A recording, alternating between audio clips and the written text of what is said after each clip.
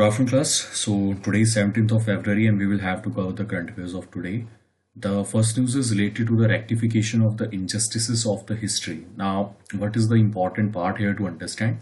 Please understand there are elections in UP that are due in 2022, and from 2021 to 2022 there will be a policy from the BJP government to basically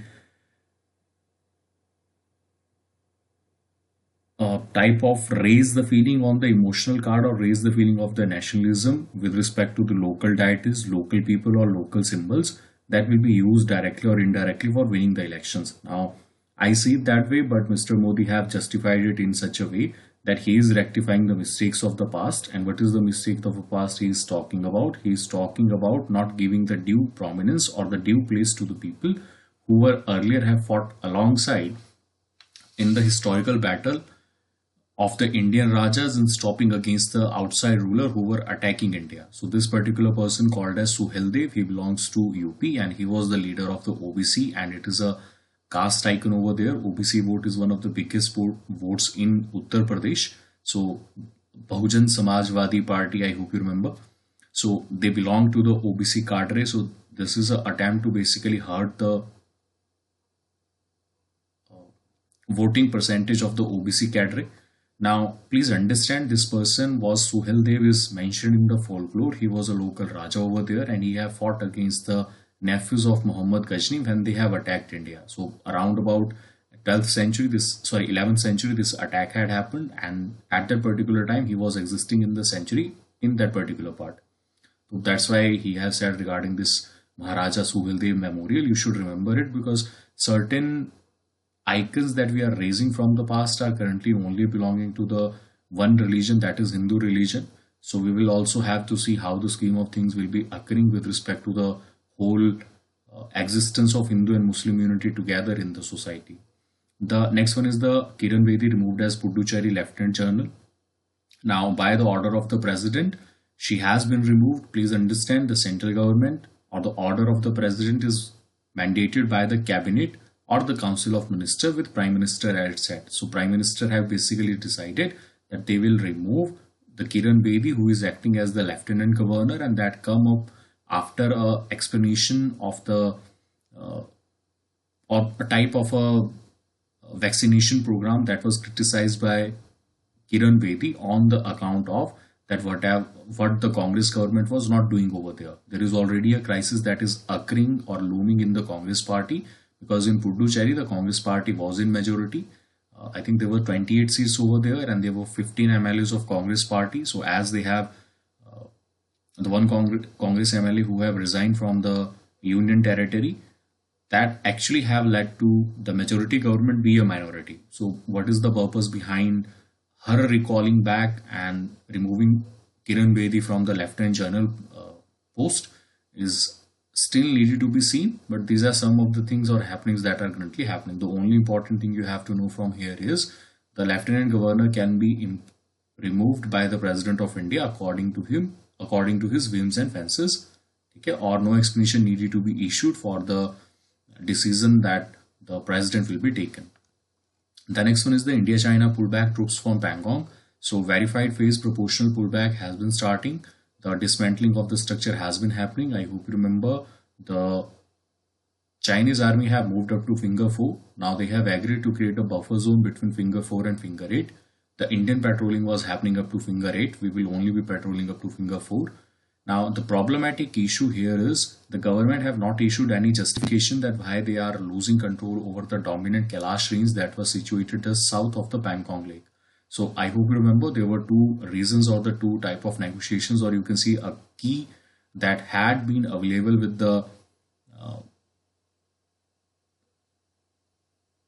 Indian army, that they have occupied the Kailash range, the highest mountain over there.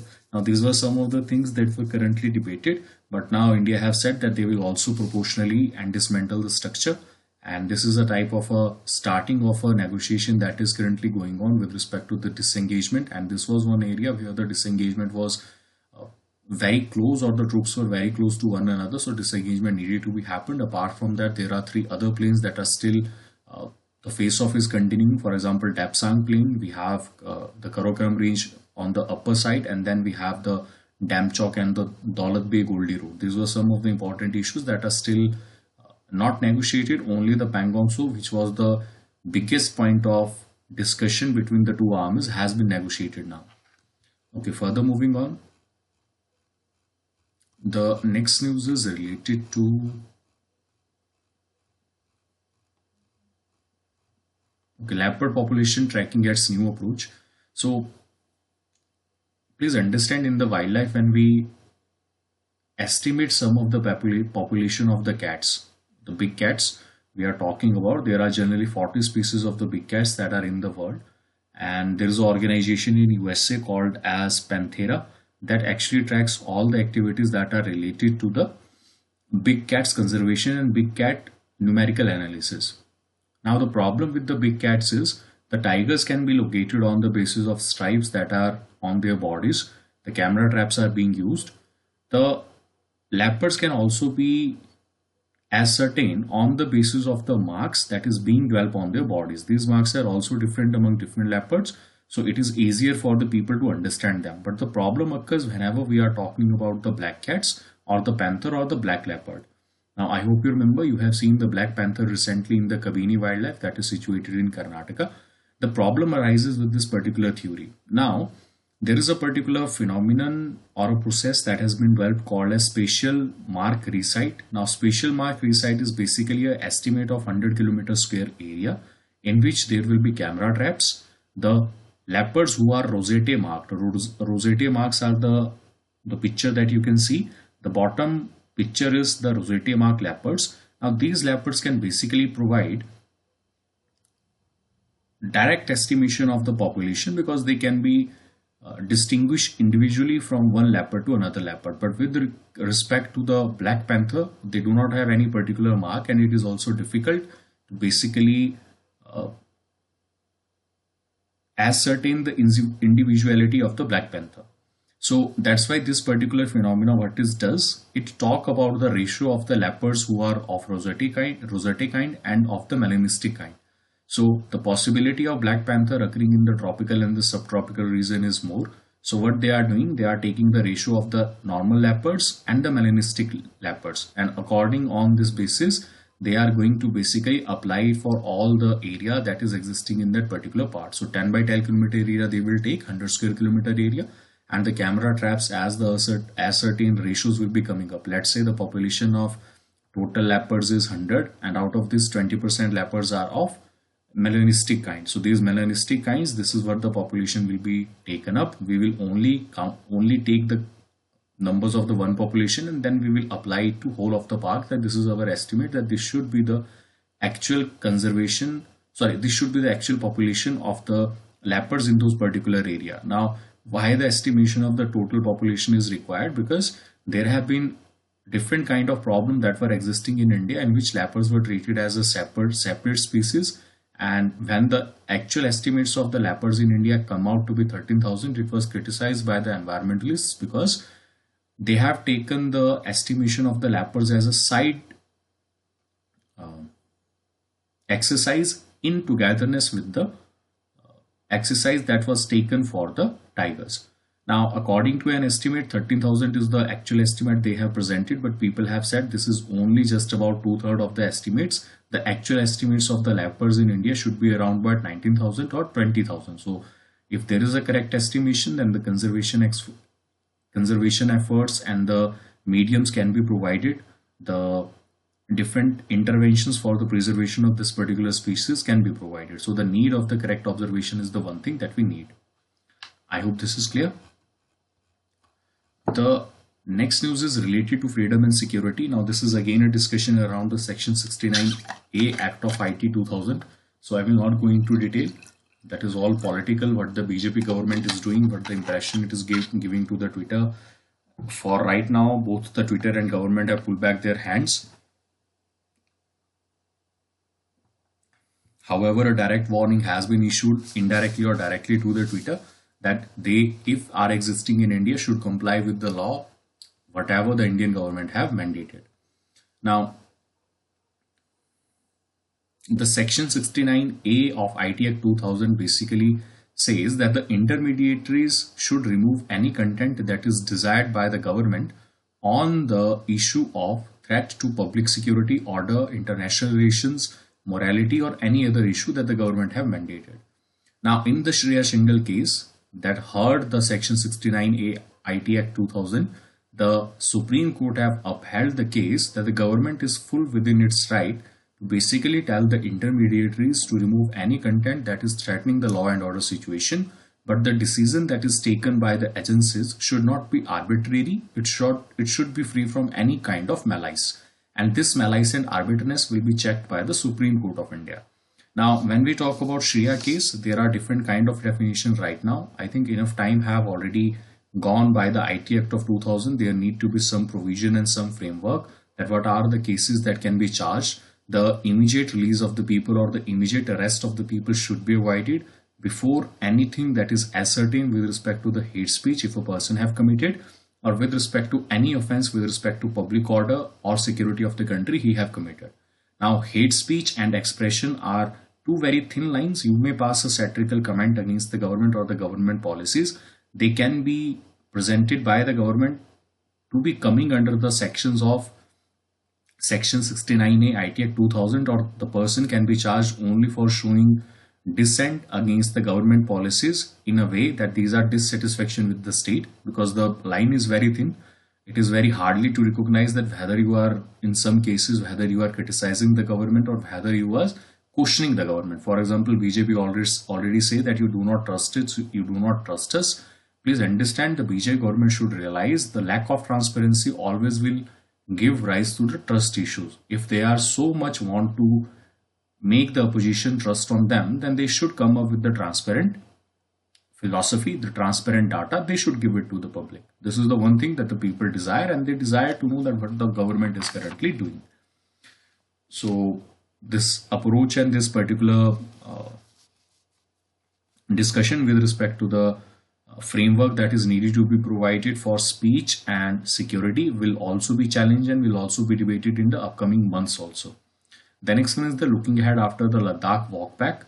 So he does not think that this is a correct policy basically, but what is the political priority, what is the stance that is there, and how the power differential is currently playing out. So he starts by saying that right now the beginning of the end of confrontation have started, and we are hopeful that by, let's say, after some months, as the negotiations will start, there will be a talk that will be given up. Sorry, there will be talk on the either side, and the countries will agree that they want to withdraw in a proportional, verified, and a parallel manner. Now, right now we are only talking about the Pangong, so the government have exited from the Pangong. The whole thing we have to understand the government philosophy earlier and the government philosophy now.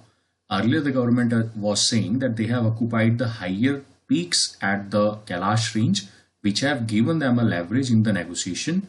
The government was hoping that they will not exit from that particular leverage position which they can use in the negotiations. Now they have given or changed their stance. Why Mr. Modi have changed their stance, we do not know, but he have asked the troops, or the political leadership have said that they should change the troops from the north of the Kailash range. The second issue that we have to say about the government have not given any explanation that why there is a change of the stance. Second, there were issues with respect to the border areas in which the BJP representative themselves have said that the territory that was included in the Indian part, the near vicinity of it has been seeing the buildup of the Chinese colonies and the people who are moving close to the border and the infrastructure activities that is currently raising up. Now, these representatives has caused embarrassment to the BJP government, because BJP government did not want that any of the media or any of the things that are happening on the boundary should come up in the media. That will basically damage the image of India as a powerful nation. Now, with respect to when we talk about the Despang issue and the buffer areas, so Pangong is only just the one part of the reason. There are other reasons also. For example, Despang, Gogra, Springs and Damchok. Now, Damchok and Daulatbi Goldi Road are very important when we talk about Damchok, is the southernmost part. And then there is the Dapsang Plain. Dapsang Plain is strategically important because it is where the airstrip is located. It is where the logistics is coming from the other parts of the India to this particular place or to the place of Ladakh. And then we have Karakoram range, and in the Karakoram range there is Siachen glacier, above of which the collaboration of, if we talk about in the longer run, the collaboration of Pakistani or the Chinese people can come together, and it would basically create a confrontation towards India. So all these things are important for existence of all the uh, areas in the Ladakh region for the strategic point of view, and also from the security point of view. When we talk about swift withdrawal, so this PLA is currently, or the Indian media is currently showing the evidence on the larger screen of the television channels that PLA have exited. Now, the Chinese Communist Party see it in another way. If they can swiftly exit from a particular place by such a place, they can swiftly gather around at such a uh, place by the same speed. When we talk about the swift withdrawal, we are talking about the quid pro quo. Now, quid pro quo is you give me something, I give you something. When we talk about Chinese territory, the non-alignment policy has not been followed. Right now, we are currently focusing on the buffer zone. We do not have enough power if we can rise up to the things that China is currently doing. So we are deploying a counter strategy. Now here the strategic policy that Mr. Modi is choosing, he will have to decide that whether he want to invest in the larger part in the northern sphere, or he want to invest in the other part in the southern sphere. So that's why we are taking the help of the Quad. But as we see with the case of Quad, it is America. So America will always work for the benefit of the American people, or securing its interest in the Indo-Asian region. America does not give anything for free, or even so more other countries will not give you anything if they have no help or no freebies or no benefits that are arising out from you. Now, these are some of the things that are needed to be understood. The next one is the telehealth, scaling up the Indian advantage. Now, this is very, very important. First of all, what is happening? This is written by Soumya Swaminathan. She is the chief scientist of World Health Organization. Now, she have written an article that the WHO report has basically provided 105 countries demand for the, you can say, increase in the affordability, increase in the access, or increase in the demand of the non-emergency. या simple ये मान के चलिए कि whatever the non-emergency consultancy is, that is asked by the people from the home. Now, in the low-income country, there is 75% disruption in the services that were being provided, and the high-income country, 60% disruptions are being provided. When we talk about the tracking of the diseases, the vaccinations and the follow-up, they are at the higher risk. For example, tuberculosis patients, the diabetic patients, and the cancer patients, their treatment has been stopped. But we have also seen a type of a transition from the demand in the cities that have currently focused on the high level care or the tertiary care from the primary or the secondary care. Now the problem is that the accessibility of the online facilities is not available with anyone. When we talk about the Indian government initiative, they have started a e-Sanjeevani portal. E-Sanjeevani portal basically has been used for a larger part in India, but there are still rural and urban divide that are existing. When we talk about another part, she gave the scheme of called as remotely shared medical appointment. Now, what is remotely shared medical appointment? There are two parts to it. The first part is you can contact remotely with any of the doctors for the prognosis or the diagnosis of the diseases that you are going through. Secondly, she says that there may be people who belong to a particular different diseases, suffering from a particular different diseases. They can be given appointment at a particular day of a time in a particular day. That way it will make it easier for the doctors to basically communicate with whole sort of population at together, which will increase the efficiency, also will ascertaining the causes and the remedy, and the effects can be diagnosed in a group type information dissemination. The problem with the health is that health is not only right now only related to the treatment, but it is also related to the information transfusion, the dissemination of the information, the mentoring, training, and the sharing of data. And when we talk about the state of HP, I think the state of HP, as there are people who are very far away and it is difficult from them to basically move from their homes to the hospital for even the primary diseases that currently they are suffering. And then they will have to wait in the hospital for approximately 2 days, 3 days for taking the appointment, and then going about all the things that are, or the procedural checkups that are needed to be done at the hospitals, they can all be avoided. They can given a fixed mandated term that on this day particular things of particular test will be done, of a particular collaboration can be done, so that the resources will be put to the best uses, and also the facilities of the doctors can be used to the best cases. Now, shared medical appointment is one of the plus factor that can be happening in India. We have already seen through the Zoom call, the training has been awarded to the medical health workers. There is an eco platform that is basically training the primary care providers, that is being started by WHO. Apart from that, when we talk about the special case of India, in India, the data is cheaper. The social groups are comfortable with the video chats. The IT sector is currently booming, so special startups can be pushed in the health sector or in the field of the primary sector that can bridge the gap between the poor people and the rich people.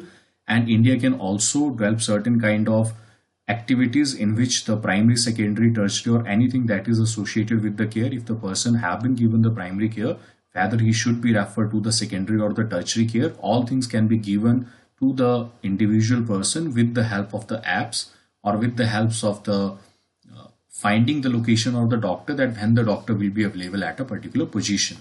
Now, for this, India have already started a digital ID program, which will be used as a type of a pilot project in India, in which there will be unique health ID that will be given. The doctors or the consultancy or the earlier consultation that has been agreed, they all will be provided. And then there will be different kind of things that will be looked after with respect to the creation of the profile and with respect to the other issues that are related to the health of a person. So that's what she says. And she also says that India is guiding with respect to the pharmacy of the world, and it is providing vaccine to whole of the world. India can also become the IT major with respect to the remote shared medical appointment to the majority of the people, as the demand for the secondary and tertiary has increased, but for the primary it have decreased. So I hope this is clear. The next one is again the vaccine hesitancy. So 2 or 3 things we have already talked about: what creates the vaccine hesitancy, what the government should be doing, and what is the philosophy or the path on which the government should be working. Now, in the initial stages, if you are not clear with your directions, then there is a type of a suspicion in the mind of the people who are being administered the vaccine, that whether this is effective or not. Now, these fears are also provided by some of the media outlets, and some of the people who are in the working factory, they also provide it. So government should first of all keep transparency with respect to the vaccine, so that they could be taken up. The second, other or two or three main reasons that can be debated are issues that are related to the taboo and the religious issues that have often come up. We have seen that in the case of polio vaccine, in which UP, there was a particular group of Muslims who have refused that they will not take the polio vaccine. Then the administration had to reach out to them. They will have to quench the fears of them. They will have to provide the information that what are the harms of it, what are the benefits of it. And if they can be apprised of the benefits that are arising out of it, I think the people, or even the some people would choose, that they should come on board with respect to the vaccination program that the government is currently, or government have currently started. Now the vaccine hesitancy right now we are seeing is at a high level. Now there is various type of disinformation, misinformation, and the religious taboo that are currently surfacing online. The government need to control that. There need to be a mass information campaign that is needed to be provided. We will also have to take the people at the higher position to come forward, set examples, so that the people at the bottom will also agree for the vaccination path. Now these are some of the things that we need to do today. Okay. The next one is the viability of the two proposal. Very rubbish article. The West Bengal Chief Minister have basically said that there should be 4 capital of India, but then we will talk about the infra cost, the money cost, and the movement cost. Then we will also talk about the security cost, the arrestment cost, the maintenance of the building cost. So these are some of the things that will be debated. Now, the important information to take away from this particular article is that the Parliament House was inaugurated in 1927 and it was opened in 1931. The capital from Kolkata was shifted to Delhi in 1911 because the summer capital of British Empire was Shimla. So it was easier for them to move from Delhi to Shimla as compared to Kolkata to Shimla. So that was the suitability at that particular point. When we talk about the SC bench or the Supreme Court bench, there are other proposals that are needed to be considered, and they needed to be considered because sometimes it is not possible that people from the southern states should move to the Supreme Court for fighting a case by taking up all the there is an approximate distance of 3000 kilometers from north to south. So if you have to travel to Delhi, you have to complete approximately from Kerala if you are living in the or if you are living in Tamil Nadu on the lowest point of the mainland India, that is Kanyakumari. So you will have to travel approximately 2000 kilometer or 1500 kilometer to the Delhi for hearing of one cases. Now, for this, there were earlier suggestions that the Supreme Court should also set aside a bench in vicinity of the four states, or maybe located at Mumbai, or maybe located at Bengaluru, that will be comfortable for all the neighboring state or the southern state to access the bench of the Supreme Court. But please understand, the bench of the Supreme Court can only be mandated by the President of India or the Parliament of India. Sorry, not the President of India, but the Parliament of India. So if the Parliament decided that there should be two benches of the Supreme Court, then the benches of the Supreme Court can sit at different points at different parts. But right now, the Supreme Court only have the principal position situated at Delhi. The other benches can be opened at different location.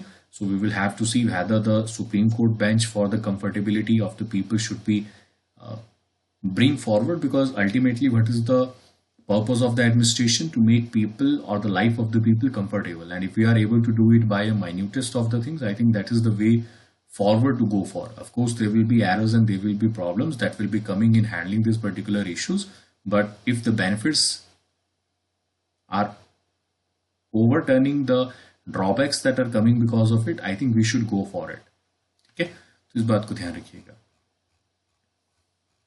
The next article is related to the lab study to trace origin of the disaster. So this is Wadia Institute of Himalayan Geology, who will be engaging with the scientists and the other people who are in the Himalayas for ascertaining that what was the actual cause of the Chamoli disaster that happened, and what are the various evidences that they will be collecting. They will be collecting ice, rock and mud samples, which will currently give them a suggestion or currently give them a scope that how this particular disaster have occurred, and ascertaining the reasons or maybe forecasting some of the possibilities that may happen in the Himalayas.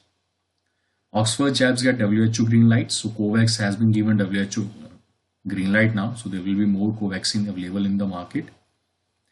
The next news is related to Sri Lanka considering India's grant instead of China project. Now, India and China are directly fighting in the Sri Lankan nation. So this is a project in Jaffna Island. Okay, Jaffna Island is the closest to Tamil Nadu. Now, recently there have been issues regarding this particular project, which the Tamil Nadu state have raised, and also the Indian state have raised. Indian state have asked the Sri Lankan state to be cautious of giving the Sri Lankan authorities to develop a type of a free trade market over there in the close vicinity of India and let them use this particular port. It may be against the sovereignty and integrity of India. Now, for that, India have offered them approximately a loan of $12 million for the purpose of developing this particular island, and the Sri Lankan authorities have said that they are currently considering the contract if they will have to go through with this or not. Okay. The next news is Chiron files case in US to push India to pay 1.2 billion awards. So I hope you remember there were bilateral investment treaty. I think 2 or 3 days before we have talked about this. In 2017, India have cancelled all the bilateral investment treaties with multiple nations. Why they have cancelled it? Because it was providing type of a disadvantage to the Indian authorities, in which they will have to pay a huge sum of amount of money to the foreign companies and the foreign agencies. One such case was Chiron case. Now, what happened in the bilateral investment treaty? There is clause called as fair and equitable treatment. So, according to fair and equitable treatment, if there is an investment of one company in another country or other country in another country, जैसे for example मान लीजिए America की कोई company है, they invested in India. Now according to the bilateral investment treaty, the company who have invested in India have gotten all the rights and the equitable treatment of these companies as compared to the laws that Indian companies are adjudged with. Now they have been promised land, they have been promised different form of investment. Now let's say we have a type of a skirmish with the foreign company who are taking undue benefit. We found that later. Now we asked the particular company that you close down the business here. We have to develop Atmanirbhar Bharat, so you have to close down this particular industry. Now this particular industry, we can go to the court of arbitration that is located at Singapore for ascertaining if there is any losses that are arising out of it or the investment that they have already made, as happened in the case of ACTE, that is Easter Container Terminal, in which Adani Group was supposed to invest approximately 700 crore or 800 crore in that particular project. But as Sri Lanka have cancelled this particular treaty, the Adani Group have left with no recourse. Now that is one of the drawback that is currently in the BIT. Now this is a Karen case in which the Karen have filed now a case in the US because the arbitration court have said that India has to pay approximately $1.2 billion to the Karen company, and the Karen company plus the interest plus the penalty. This is the thing that India have to pay. Now the problem arises when India, although it have said that it will abide by the permanent arbitration of Singapore, after that it have cancelled all the treaties with respect to the bilateral investment treaty. But the problem arose as India did not pay. The Karen filed a case in the domestic court over there in acquiring some of the assets of the Indian companies over there for recovering the cost that their company have basically received. Okay, so that is one of the things that is currently happening. So this is another challenge that we have to take into prominence. The next one is the NBFCs have stress asset and it may rise to 1.5 to 1.8 lakh crore by March end. So this is a CRISIL rating. Now RBI debt revamp scheme to limit the bad loan has been provided. Certain loans will not be talked at bad loans, but then again the NPAs have risen up to 1.5 to 1.8 lakh crore. Please remember, this NPA is very less as compared to the banks. The banks are currently reeling about the pressure of 12% of the NPA of the advanced loan sanctions that could be given. Okay, advanced loans that they have sanctions, that is about 9 to 8%. So approximately 12 lakh crore, 9 lakh crore, that is the estimate that is we are talking about NPA. So that is one of the things that needed to be considered here. So I hope this is clear. तो अभी के लिए इतना ही करते हैं क्योंकि article में है इतना, फिर नेक्स्ट लेक्चर में यहीं से शुरू करेंगे.